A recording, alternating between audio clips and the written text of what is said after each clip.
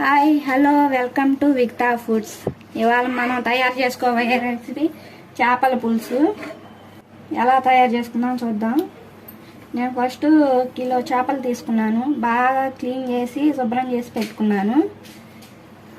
ఒక స్పూను ఉప్పు, కళ్ళు ఉప్పు వేసుకుంటున్నాను నేను. ఒక 1/2 టీ స్పూన్ పసుపు, 2 స్పూన్లు కారం. ఇప్పుడు వీటిని బాగా కలుపుకుందాం.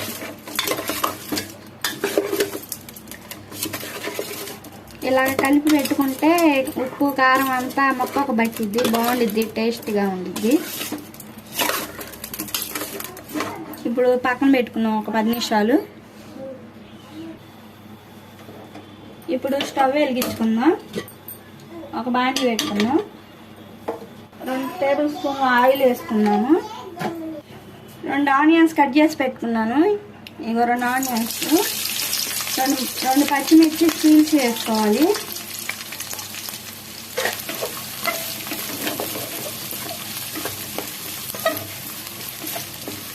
కొద్దిగా మెంతులు కూడా వేసుకుందాం.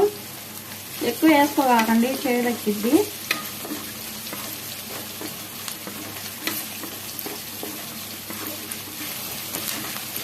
ఇవి ఎర్రగా వేగాలి.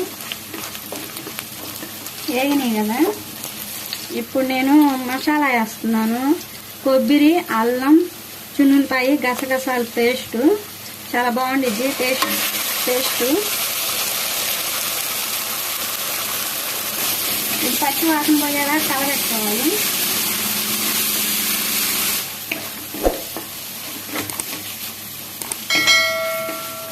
కొద్దిగా ధనియాల పొడి. ఇప్పుడు కలబెట్టుకున్నాం కదా, చింతపండు పులుసు పోసుకున్నాం. నేను నిమ్మకాయ సైజు అంతా తీసుకున్నాను. నానబెట్టుకున్నాం ముందుగానే.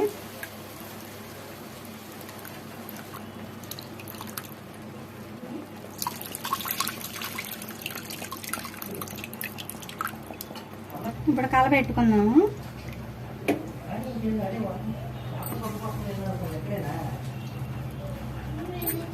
ఇప్పుడు ప్లేట్ పెట్టుకుందాం. ప్లేట్ పెట్టి ఉడికించుకుందాం. ఇప్పుడు మూత తీసి చూద్దాం.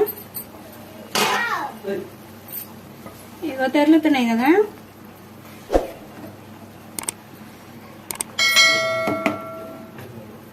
ఇప్పుడు చేప ముక్కలు వేసుకుందాం.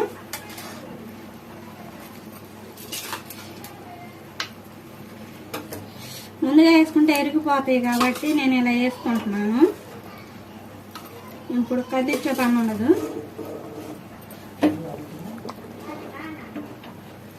ఇప్పుడు ఒకసారి కలబెట్టుకొని మూత పెట్టుకుందాం.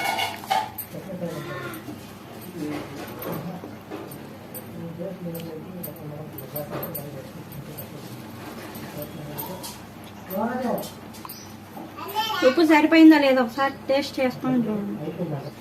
కొద్దిగా ఉప్పు వేసుకుందాం. ఇప్పుడు ఇంకోసారి కలబెట్టుకుందాం. నాకు కారం పర్ఫెక్ట్గా సరిపోయింది.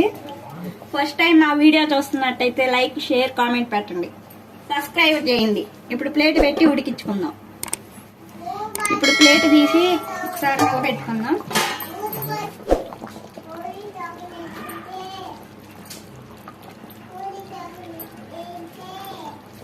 సిమ్లో పెట్టి ఉడికించుకోండి. ఇప్పుడు ప్లేట్ పెట్టుకొని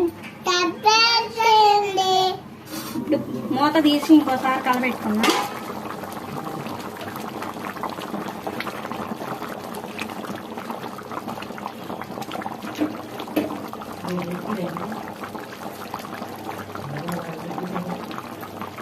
చూసారా, ముక్క ఉడికింది.